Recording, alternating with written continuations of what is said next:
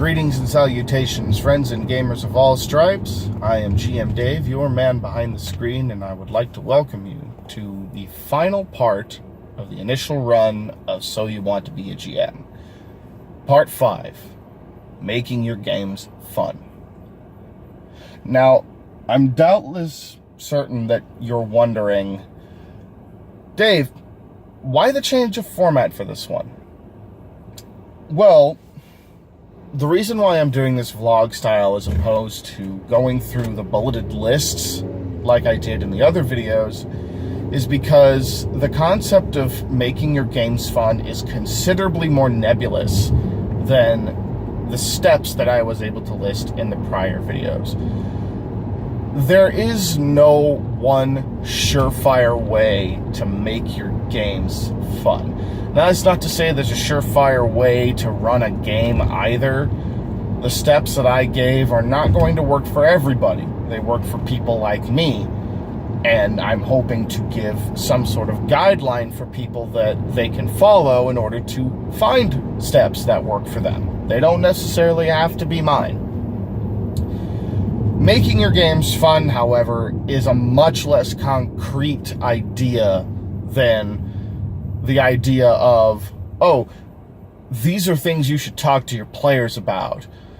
These are methods that you can use step by step to help build your campaign, build your adventures.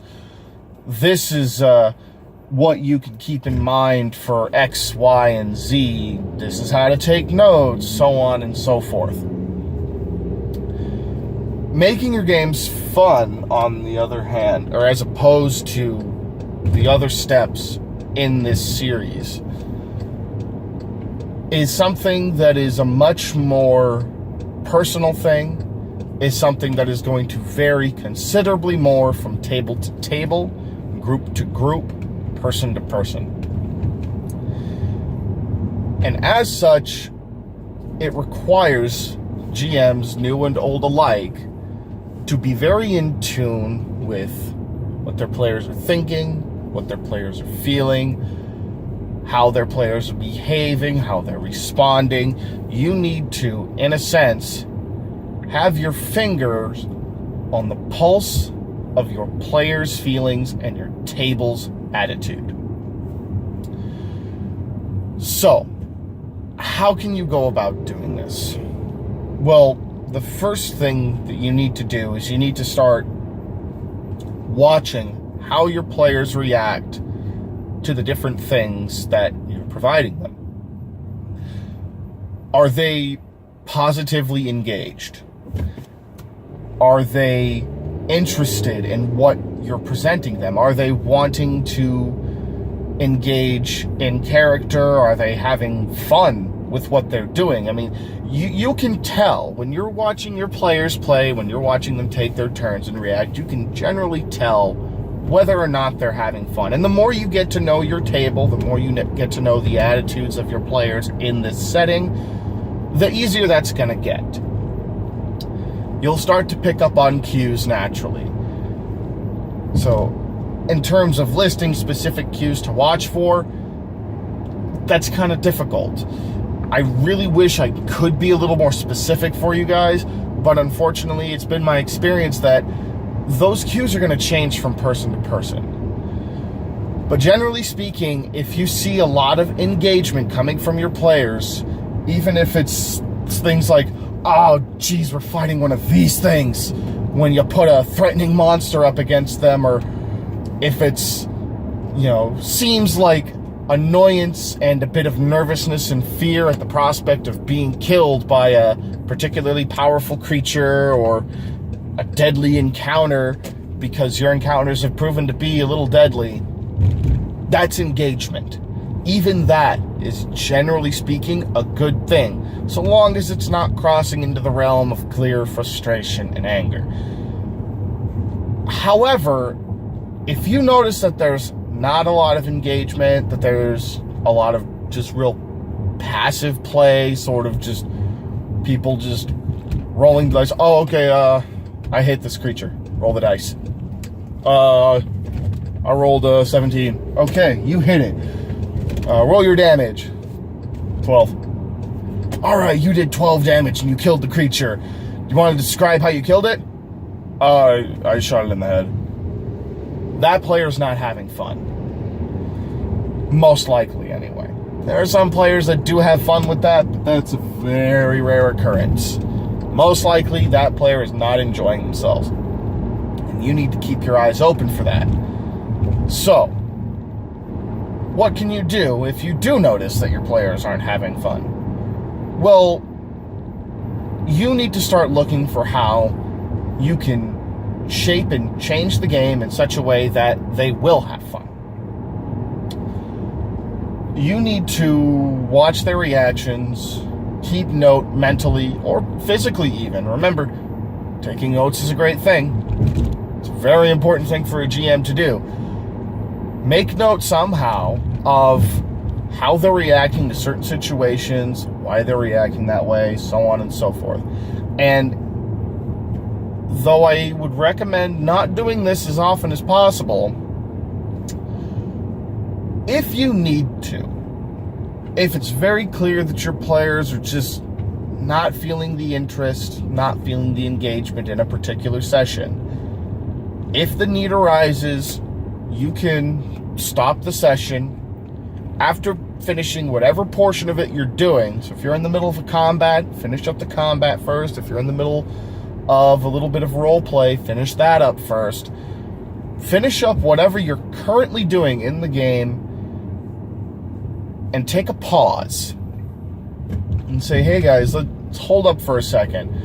And then ask your players directly, hey, what's up? Are you guys into this? Like, you know, what do we need to do to get you into this?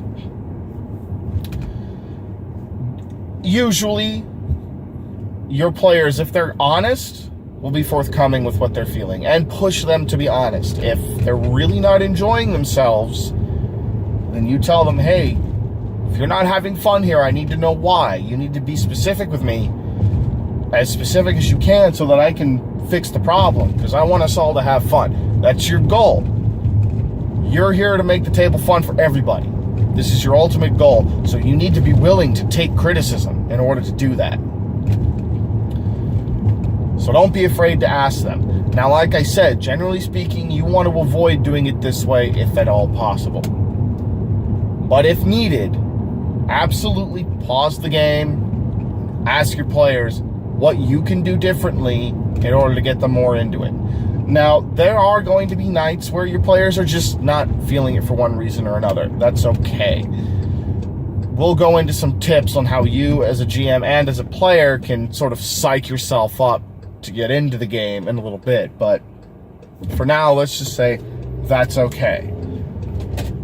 If that's the case, see if they really want to keep playing, and if not, it's okay for one session to put it on hold and say, all right, you know, well then let's meet up next week when it's a little better for everybody, when, you know, everyone's feeling it a little bit more. We recently had a player in my Star Wars game that I'm a part of. One of my fellow players went through a lot of tough family stuff, a lot of tough personal things.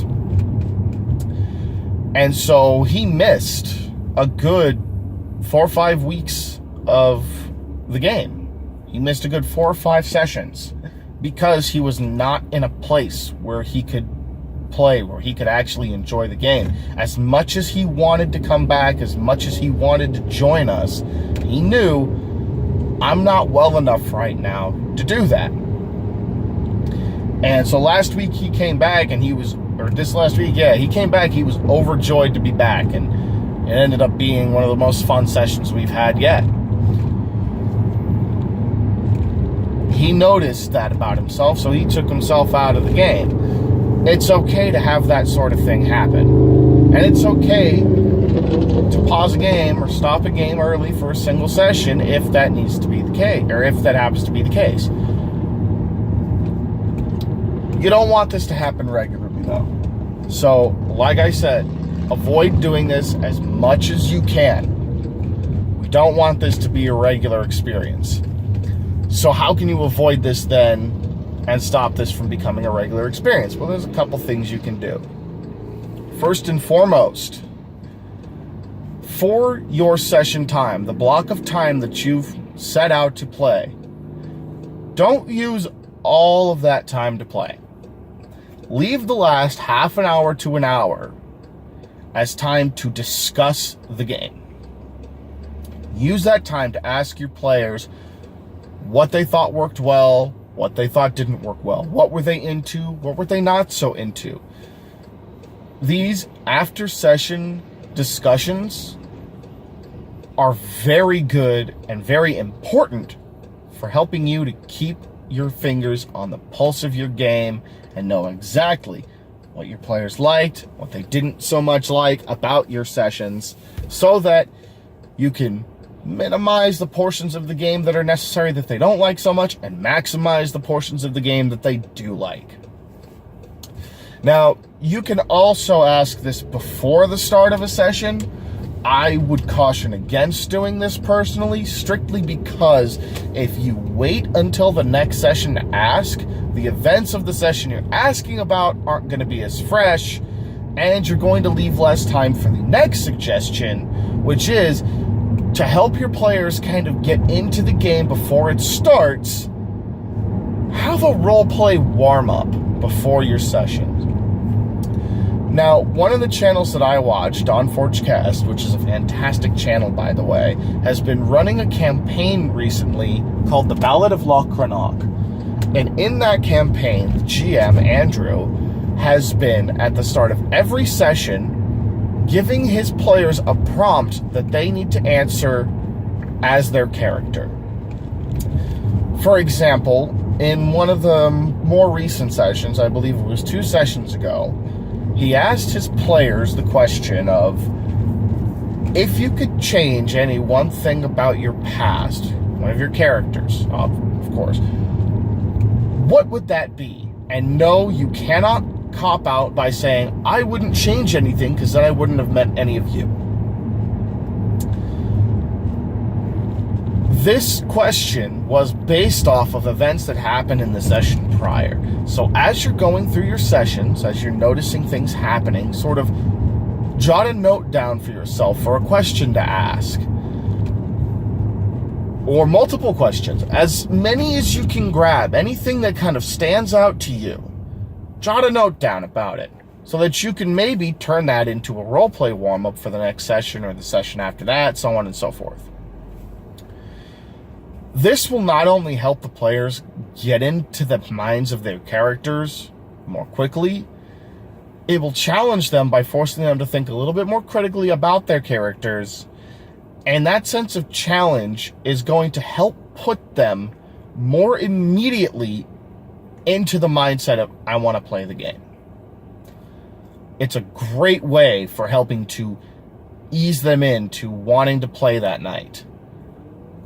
And will help you because, well, now you're getting a little more information about their character, information that might end up being useful to you to plan something out for a session or two.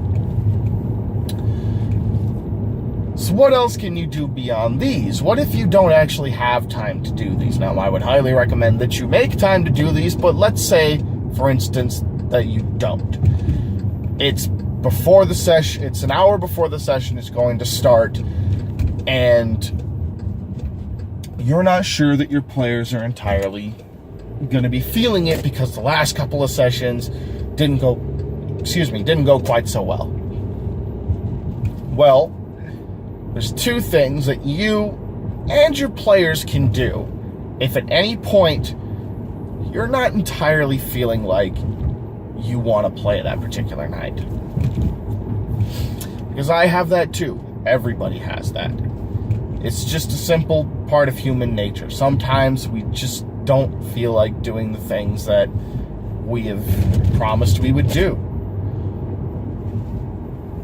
So the first thing, well, about an hour before the session, here and there, start talking to yourself in character. Just start role-playing to yourself. If you've got a session coming up and you have some idea of what the session's going to be about, well, start role-playing yourself in character, thinking about, oh, geez, we got to do that heist tonight.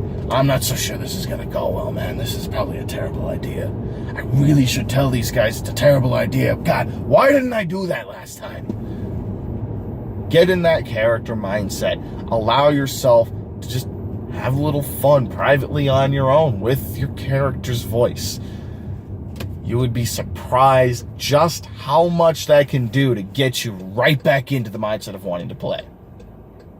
Secondly, and this is a real simple one that any of us can do.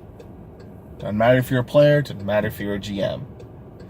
Tell yourself about an hour before the session, and then again about a half hour before the session, and then 10 minutes before the session. Repeat it to yourself. Tell yourself, hey man, games tonight, I'm going to have fun. Now this might seem hokey. This might seem ridiculous. But